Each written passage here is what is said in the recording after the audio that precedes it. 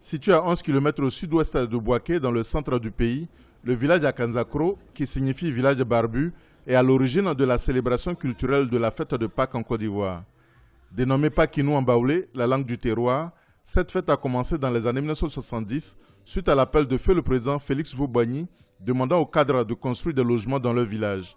La fête a été institutionnalisée dans les années 1980 avec la participation de tous les ressortissants du village convergeant à Akanzakro pour contribuer à son développement. Je tiens beaucoup au développement de ce village parce que Bouaké est en train de nous talonner.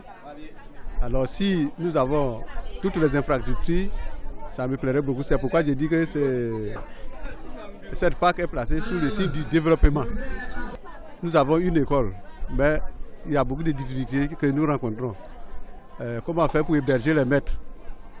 Tout cela, avec le chemin et l'insécurité qui sévit dans le pays. Pakinou 2018 a été marqué à Akanzakro par un défilé de toutes les couches sociales. Autochtones et allogènes ont démontré leur unité, préalable à tout progrès.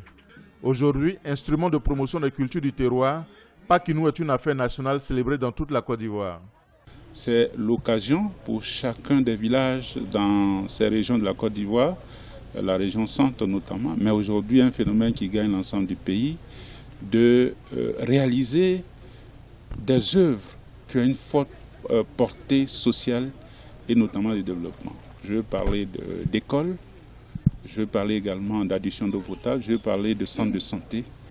Au-delà du centre du pays, toutes les autres régions utilisent désormais la fête de Pakinou pour renforcer la cohésion sociale des communautés rurales et par extension de toute la Côte d'Ivoire.